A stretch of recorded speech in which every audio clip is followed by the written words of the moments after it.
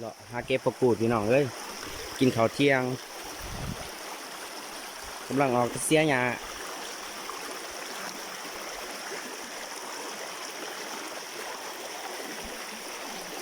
เด้อพี่น้องเป็นกระปุกเด้องานบ้านนอกบ้านนาแหละเป็นกระปุกคนป้าเนาะหาเก็บผักกูดปนป้า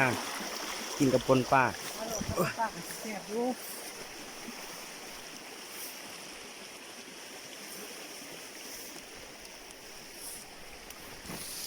เรื่องธรรมชาติบ้านเฮาแหละอยู่หัวอยู่ห้องนี่แหละก็คือสิคักอยู่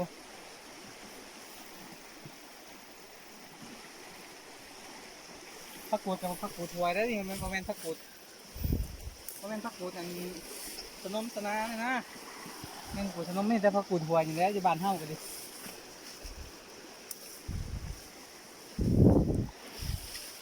กำลังออกเสียหญ้าเก็บผักกูดกินข้าวเที่ยงก่อน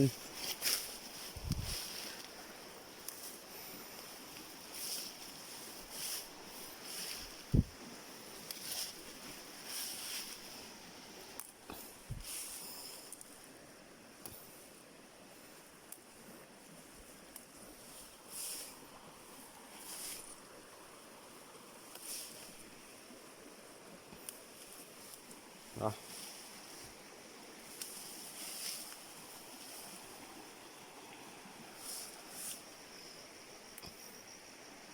เด้อพี่น้องเด้อเก็บผักกูดเด้อสบายดีเฮ็ดหยังสวนมื้อนี้ก็ดิพอมีเวียกเริ่มเฮ็ดหยังสวนนี่ก็อยู่ซื่อกับเมื่อยเนาะเฮ็ดหยังสวนนี่แหละ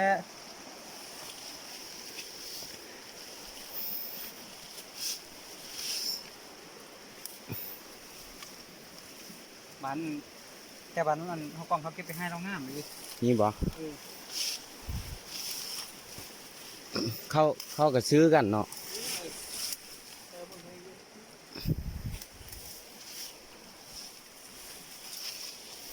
ก็พอแล้วถึงวันเดี๋ยวนี้พอได้กินพี่น้องเอ้ย พอได้กินอยู่ผักกูดนี่พี่น้องปอง เก็บ ป้าย แป๊บเดียว พี่น้องปองป้ายอยู่กับสองผู้กีฬาคือเก่านี่แหละพี่น้องปองป้าย ไปล้างแข้งล้างมือ ดีพี่น้องจานนั่นก็ได้ บ่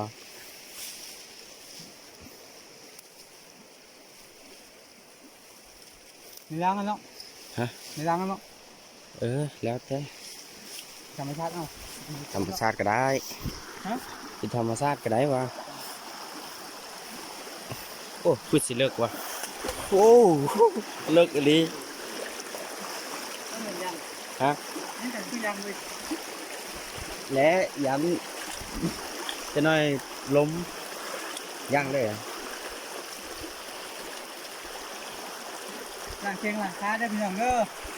มายืนท่ายมึงเกิดได้ผัดสิล้างเดี๋ยวก็จะท่ายเปิดบ้าง หลังตีนนี่หลังเมื่อกินข้าวกินน้ำนี่ธรรมศาสตร์บ้านเฮาแล้วหวยห้องน้องบึ้งเนาะพวกกับทานแพงคือเก่าเนาะกำลังล้างมือเนาะหมอกับมาย่ามบ้านได้ประมาณ10 กว่าแล้วหมอว่าวันที่เช้าสิกลับบ้านไปเมืองชลบุรีไปเลยเฮ็ดงานอาหารเนาะหมอมาดองพี่เอ๋ยหมอเนาะทีนี้หมอกำลังสวยหนาเนาะล้างแข้งล้างขาเพื่อกาเกียมจะขึ้นไปกินข้าวเที่ยงเนาะบรรยากาศบ้านเฮาจังซี่แหละม่วนซื่นอยู่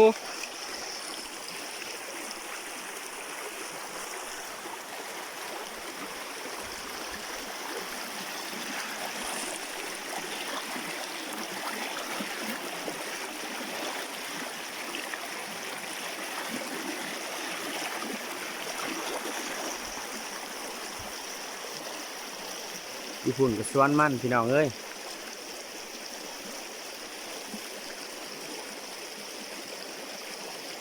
สวนมันอยู่ข้างพี่กับสวนกับเพ่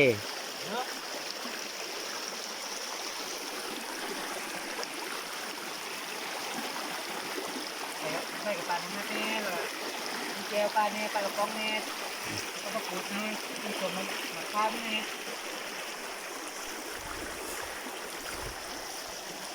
ผักกูดก็ลงมาเก็บแป๊บเดียวพี่น้องได้หลายเติบ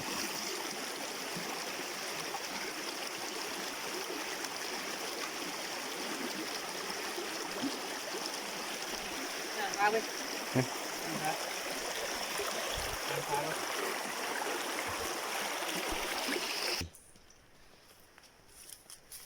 ่ก็สวนหมักนัดเนาะสวนกาแฟนี่ปลูกก็ไปกินนี่แหละ ยังก่อนตัว ธรรมชาติบ้านเฮาเนี่ยกับบ้านนอกบ้านนาที่ทุกข์ที่ยากเนี่ยเนาะที่แจกกินเกลือนี่แหละบ้านยางนี่คือเขาเนาะ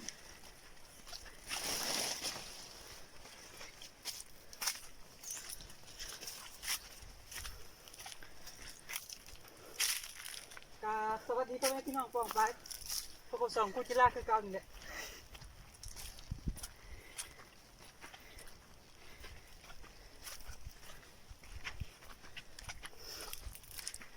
นี่ก็สวนกาแฟสวนกาแฟมิกกาแฟก็บ่ทันได้สุกพี่น้องเอ้ย เฟซบุ๊กแล้วจะไปเก็บเป็นอย่างก้อนเป็นร้อย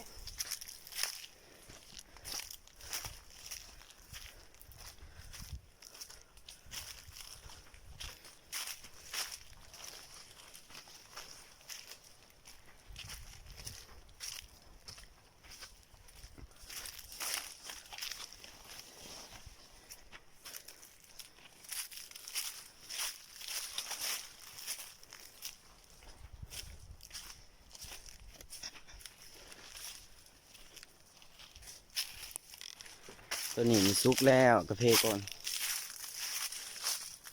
บ่ดกดอกพี่น้องพอได้เก็บ ไปเล่นน้ำมูลแล้วเนาะ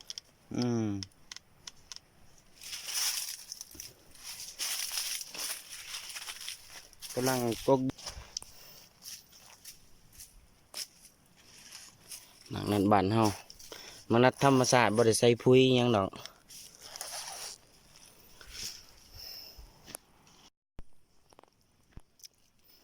นี่แหละพี่น้องอาหารบ้านหน้าปลากระป๋อง ปลากระป๋องนี่แหละ อันนี้ก็แจ่วปลาแห้ง ยาบ้าแห้ง มากินข้าวมา เขาเป็นเขานี่พี่น้องแกมแจวมากันกับปี้นี่ปี้กล้วยปลา ตัง แก้ม ตังเชื่อด้วยเนาะ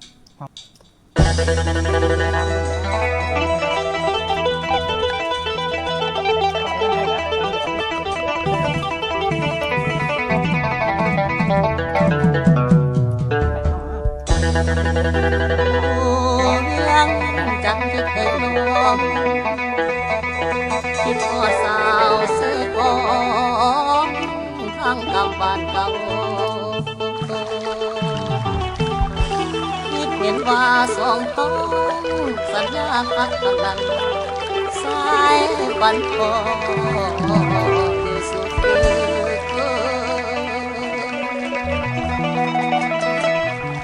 นั่งร่วมกันหาดทรายที่ไม่นานตื่นมาสากลองลอยกาย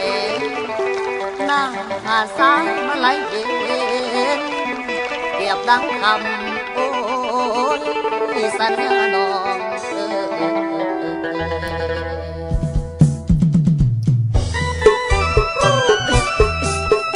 สำหรับลำก่อนนี้ฝากให้ทั้งสาวสีกองดอกว่าอยู่บอกสาวสีกอง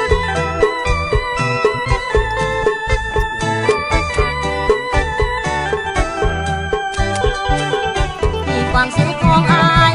ยังมองหัวใจเลื่อนลอยคิดเห็นแต่น้อง